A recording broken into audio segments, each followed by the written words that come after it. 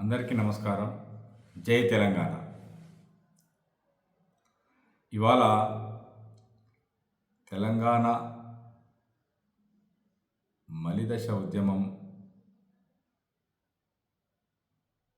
తొలి అమరుడు శ్రీకాంతాచారి వర్ధంతి.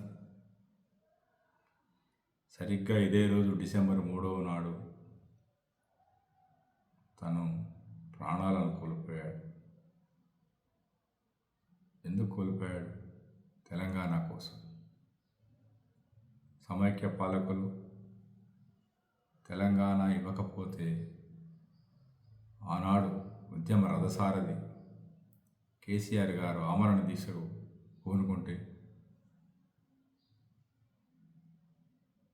తెలంగాణ వచ్చుడు కేసీఆర్ చచ్చుడు అనేటువంటి దీక్ష, అకుంఠిత దీక్షతోని మొదలుపెట్టిన ఆమరణ దీక్షకు తెలంగాణలో యువత, తెలంగాణ వాదులు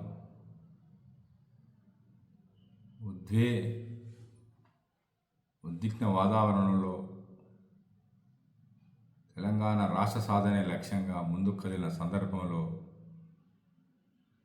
తన మరణం ద్వారా తెలంగాణ ప్రకటన వస్తుంది అనేటువంటి బలమైన విశ్వాసంతో ప్రాణత్యాగానికి సిద్ధపడి ఒంటి మీద పెట్రోల్ పోసుకొని అంటించుకున్న శ్రీకాంతాచారి నిజంగా అమరుడు. తనకు మనం యావత్ తెలంగాణ సమాజం ఎల్లవేళలా రుణపడి ఉండాలి. అయితే ఆత్మహత్య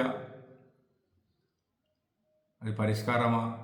మరి దాన్ని ఆత్మహత్యగా చూడొచ్చా అంటే, తెలంగాణ కోసం ఇతరులను హింసించకుండా, ఇతరుల ప్రాణాలను తీసుకోకుండా తన ప్రాణాలనే వదిలేసినటువంటి ఒక గొప్ప చరిత్ర తెలంగాణ యువకులది.